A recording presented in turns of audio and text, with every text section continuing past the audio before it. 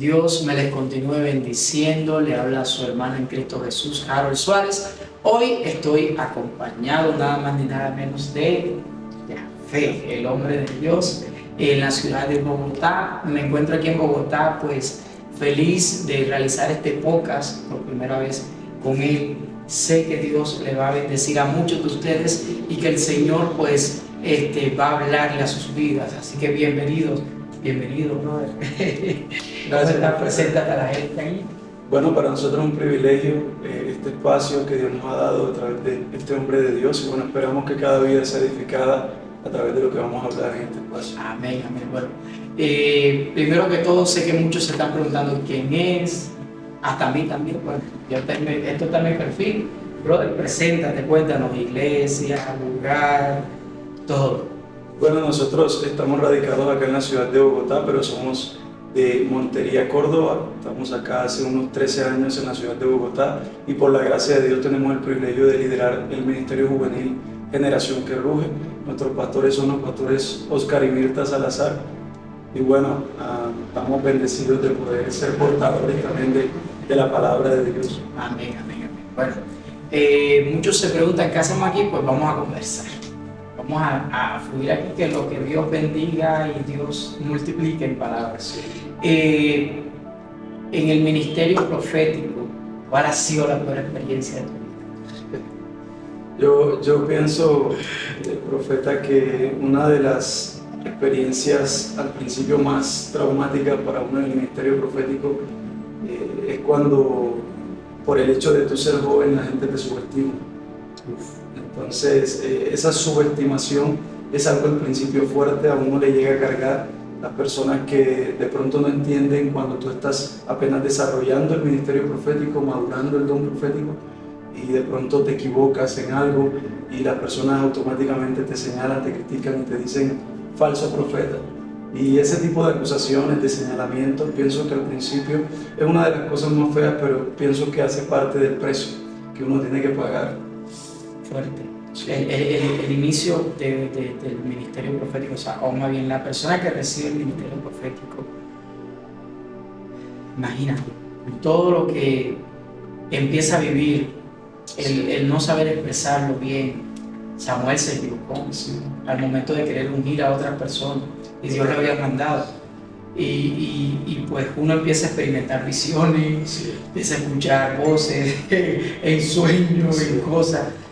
Y no tener la preparación para eso, la gente no lo entiende. Es lo que tú estás queriendo decir. Total, y profeta, yo pienso que una de las cosas también fuertes del ministerio profético es el hecho de que si se equivoca el pastor, no es tan fuerte. Si se equivoca el evangelista, el apóstol, el maestro, pero si se equivoca el profeta, un profeta puede acertar 1000 veces, pero una sola vez que se equivoque la gente no le perdona automáticamente. Y eso es algo que no es bíblico. Los profetas en la Biblia se equivocaron.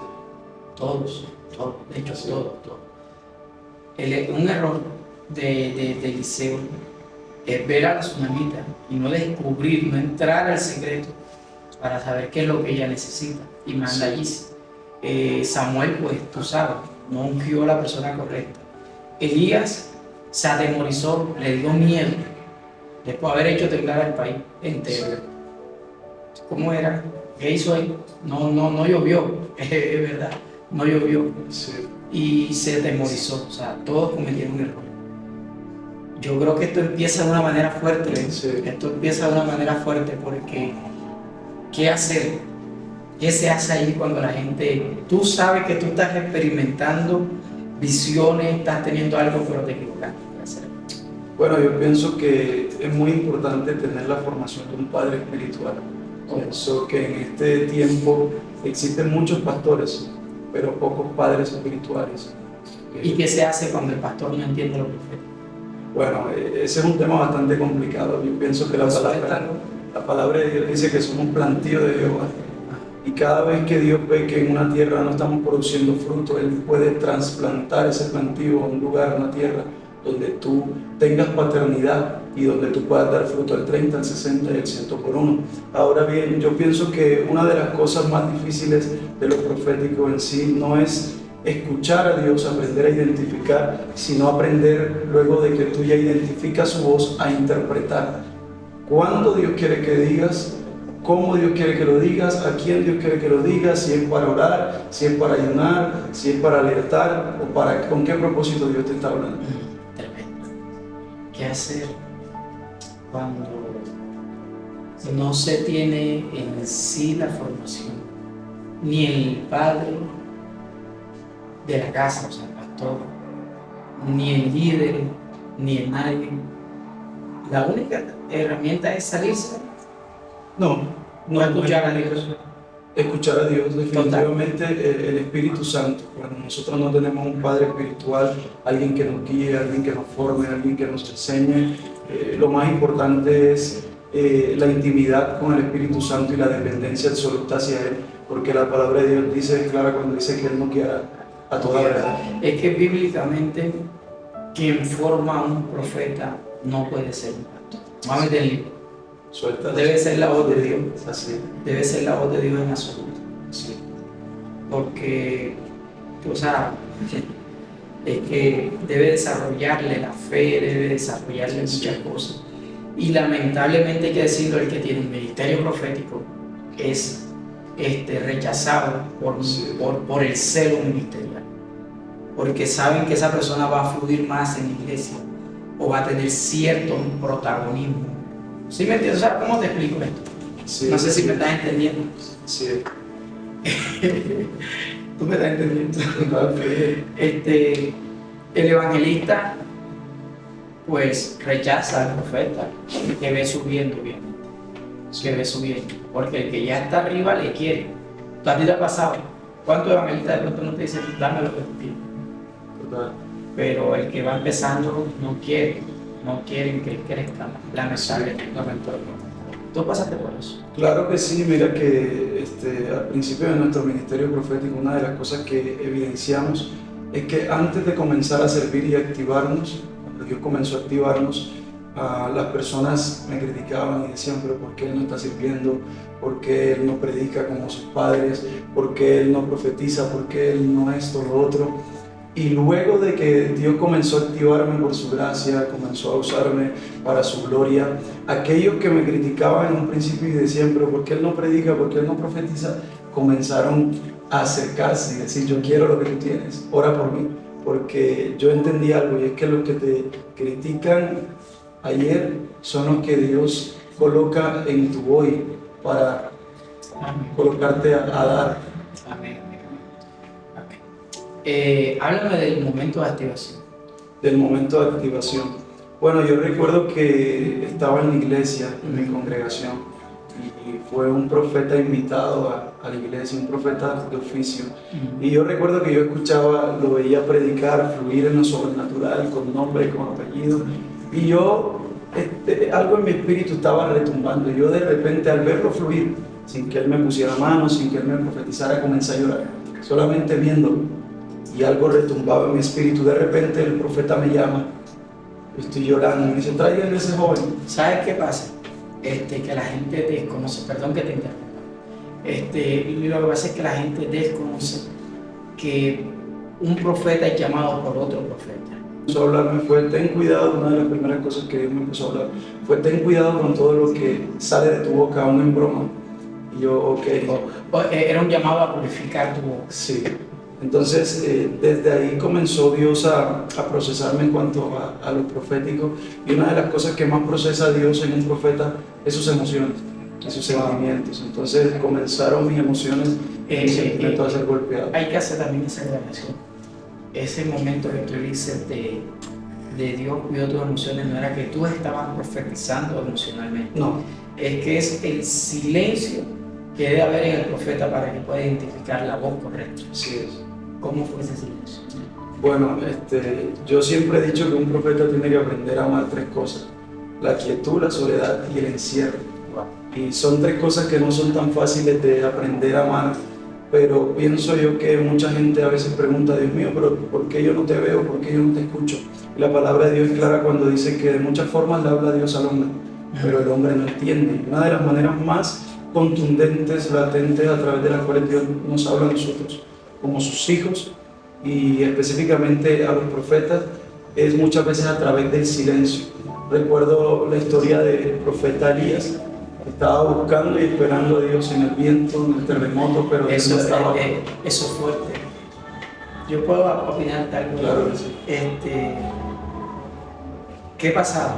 Elías quería identificar a Dios en el fuego, luego en el torbellino, luego en el terremoto. Viento. Mira, si tú le pones la lupa, eran momentos en los que Dios se le reveló algo, en el fuego a Moisés, y así sucesivamente. Entonces él quiso buscar a Dios de la misma forma en que Dios se le reveló a Moisés, se le reveló a Abraham, se le reveló a este, se le reveló al otro, y Dios le enseñó una nueva forma. Sí. Quiere decir que el llamado profético tiene una línea auténtica. ¿Tu línea auténtica cuál es? Bueno, No más seguir eso porque luego vuelvo a predicar, pero dale tú. así es, bueno, yo considero que una de las líneas en las cuales Dios nos ha introducido es en una línea en cuanto a la manifestación de lo profético, una línea de corrección, mucha confrontación. Y es algo que se ha perdido hoy en día. Hoy existen profetas que te profetizan. Tú eres un Jeremías. Tú has llorado porque nadie te ha hecho caso. O algunas personas no te han hecho caso. Sí, me identifico bastante. Ese es uno de los profetas en la Biblia con el que me identifico bastante. Pero sí, siempre Dios me ha metido desde el principio en una línea de confrontación. Yo siempre he dicho que sin confrontación no hay transformación. La Biblia dice que sin exhortación el pueblo se descarga. Así es.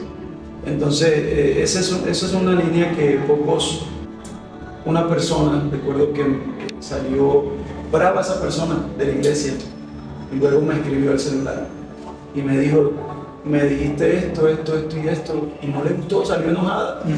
Porque muchas veces el problema de los profetas hoy en día es que si no están sumergidos en la presencia de Dios, van a terminar profetizando a la gente lo que la gente quiere escuchar y no lo que la gente necesita escuchar. Sí. En esa línea exhortativa, en esa línea de no complacer a la persona, uno se encuentra gente que una vez son exhortados o no se les dice lo que quieren.